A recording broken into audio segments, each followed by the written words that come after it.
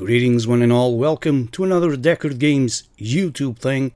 Today we're going to take a look at Of Life and Land, a brand new city builder game from Kerzoven.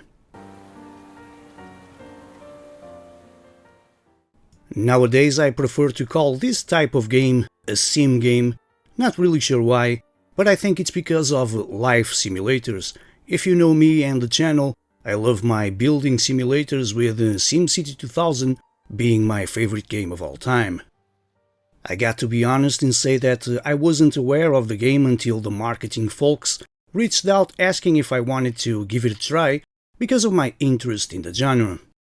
Nonetheless, this is not a sponsored video, I didn't receive any guidelines or instructions, this is my honest, humble and independent opinion on the game. While reading some material about it, I was convinced that it would be something in between a SimCity game and a sim farm. I was wrong. After playing it for quite some time, I would say it's more of a Civilization meets SimCity, meets The Sims, meets Sim Farm, meets other games. Which is a good thing. I like both when games draw inspiration from classics, while taking chances and make something new. I believe the good folks at Kerzoven are correct when they call it a charming settlement building strategy game paired with a rich simulation experience. And Of Life and Land starts with some logos, followed by a beautiful unseen loading screen instead of a typical boring one, followed by the main menu where all your main options are available.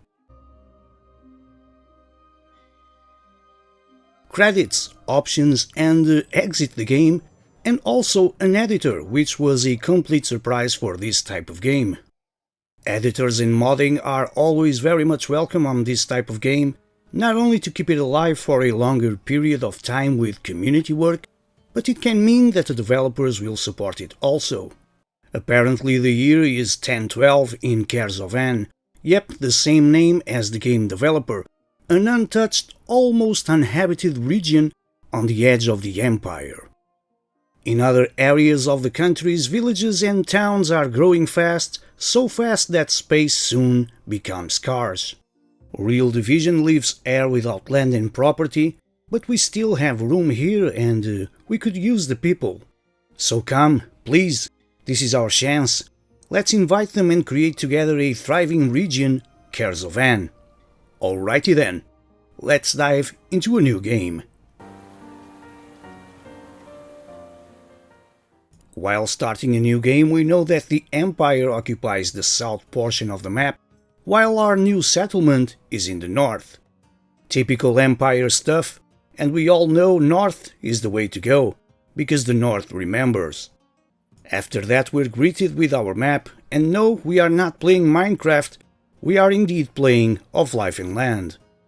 The game starts with the player, as usual, following the tutorial, which, and I cannot stress this enough, I recommend that you do follow. The option to skip it is there, but what can be an enjoyable experience can also become frustrating if you don't know how to perform some actions.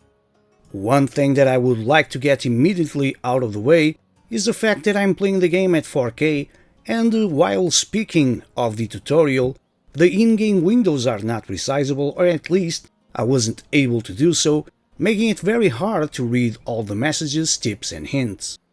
Nevertheless, being a stubborn guy, I kept it at 4K because burning your retinas out is a thing. Hey, no pain, no gain.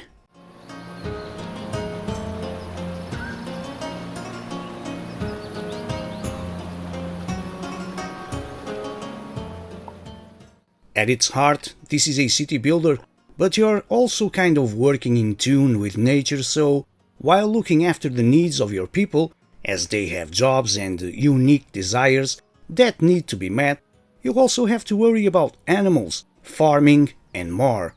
You start with a very small group of human beings, and the time has come to settle.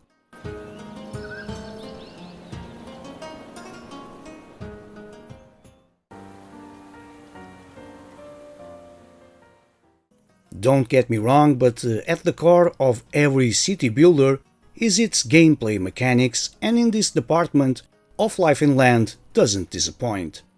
As mentioned, you start off with a very small group of people, and it is your job to get them well settled.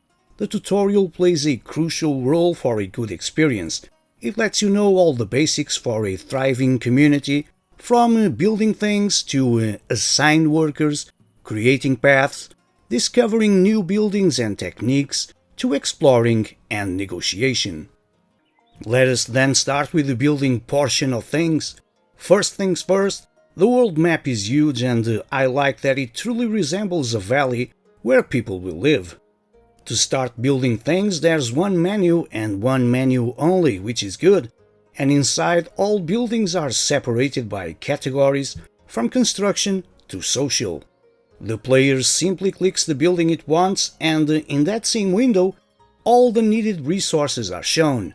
Another click places the building on the map, and that's it. Pretty simple stuff. While building things is simple, progression has an order of things, so building the thing A may require you to build the thing B first. As it is normal, the player needs to attend the housing problem. To do so, materials are needed. Building a gather shack to store things is the first step. Then place something to eat, a place to sleep, raw materials for crafting, and so on.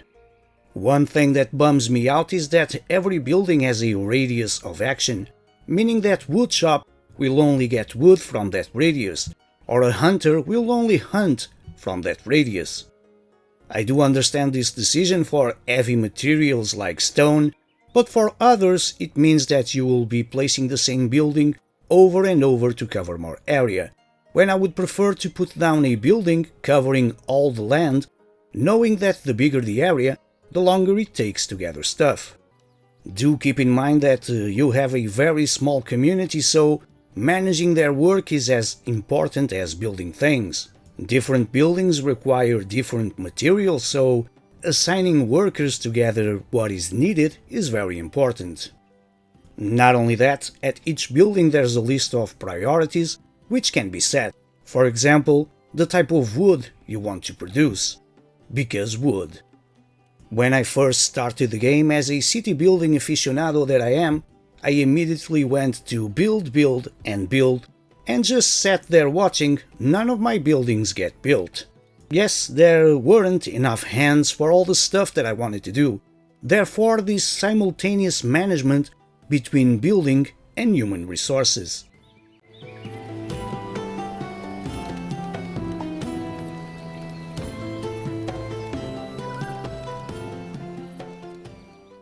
One other key aspect that I completely disregarded at first was the agricultural part of things. Again, build, thinking that the natural surrounding environment was enough. But nope, building and protecting your crops is a must, as you don't want your people to die of starvation, which happens, or cold, if you don't have enough houses. And speaking of human labor, if you want people to work, not only you have to keep them alive, which is a good thing, but also happy. Clicking on any inhabitant shows their current situation, if they have a roof over their heads, clothing on their body, food, among others. Attending to their needs is an integral part of a good society. Oh, and by the way, they can have babies too, and they also die of old age. And a good society needs more people, because a good leader needs more workforce. And when the world map and the ability to reach out to other communities is available, that is when the game really opens up. From this moment on, migration starts to happen. You can now accept more people, while ensuring you have the means to do so. You can travel to other settlements, and you can start trading businesses. There's lots of intricacies that I'm not able to talk about, not only because of its number, but also because I don't want to spoil the game. That being said, the thing which makes those intricacies easy to handle is a well-crafted user interface. To put it simple, Windows. If it isn't broken, don't fix it. Yes, Windows. Everything has its own dedicated window. You click on something, and there it is. They can be moved, which is super handy for visibility, overlapped and pinned. I know this may sound absurd because it's just Windows, but the user interface is probably the key aspect of Life and Land. The way you can surround yourself with the information that you want, keep an eye on that main building without compromising the game, is just great.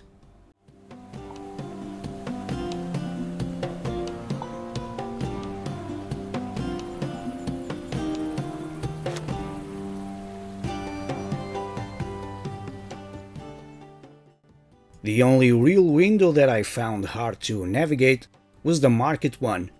I guess that everything that has to do with commodities needs to be more complicated.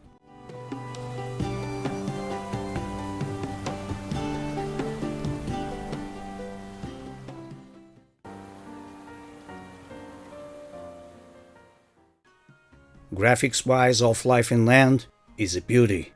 There aren't any fidelity graphics here. Instead, Of Life and Land went with cartoonish, almost childlike style, and I approve this choice. There's plenty of other options in the market that went through the realism road, but not this one.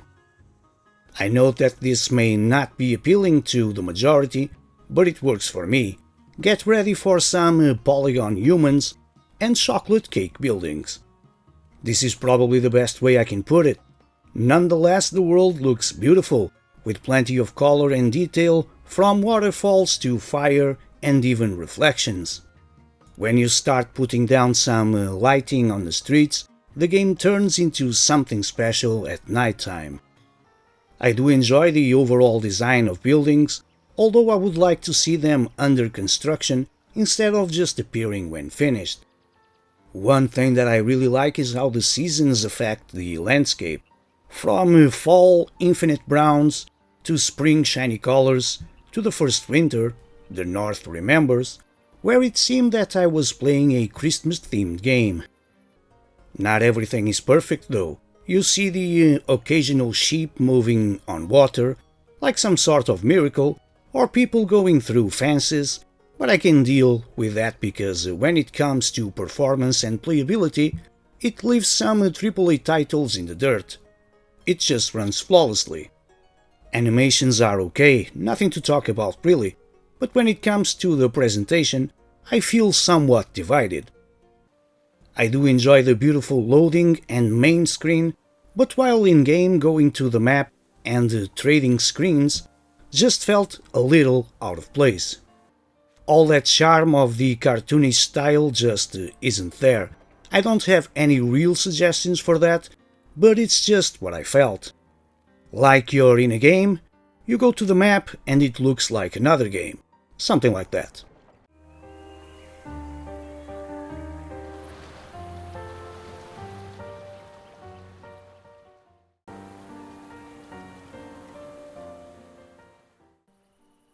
Sound-wise, there isn't much to talk about. Sound is good, really I would like to talk more about it, but after the intro, where we have some text to read, the rest of the game is music and sound effects. On that regard, this is a more chilled side of city building games, and music suits that chilled theme.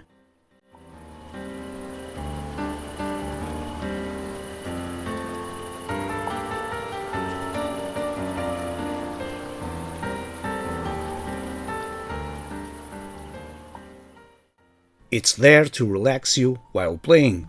There aren't any major changes throughout gameplay because the game doesn't demand it.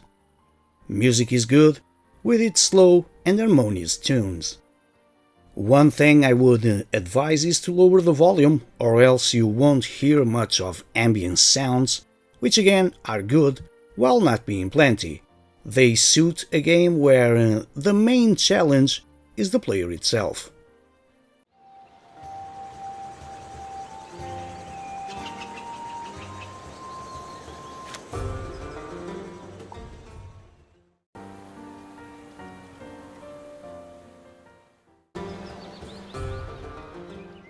Off-Life and Land is a good game.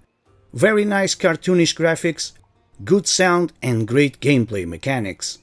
With its city builder, working in tune with nature, looking out for the needs of people, all its intricacies can be a pleasure to manage due to its great user interface.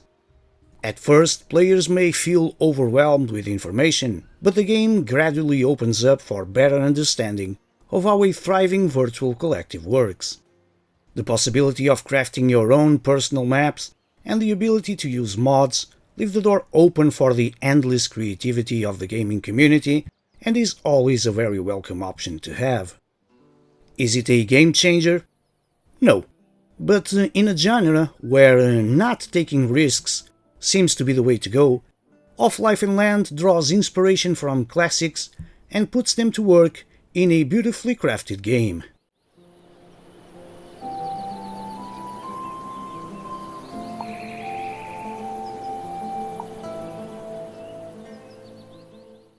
You know what else can be beautiful? You watching the other videos on the channel. I have a few, so feel free to browse through them and hopefully you can enjoy a few. If you enjoy this one, leave it a thumbs up and please consider subscribing to the channel because your support is always very much appreciated. As always, thank you for watching this current thing, and until my future thing, please do take care.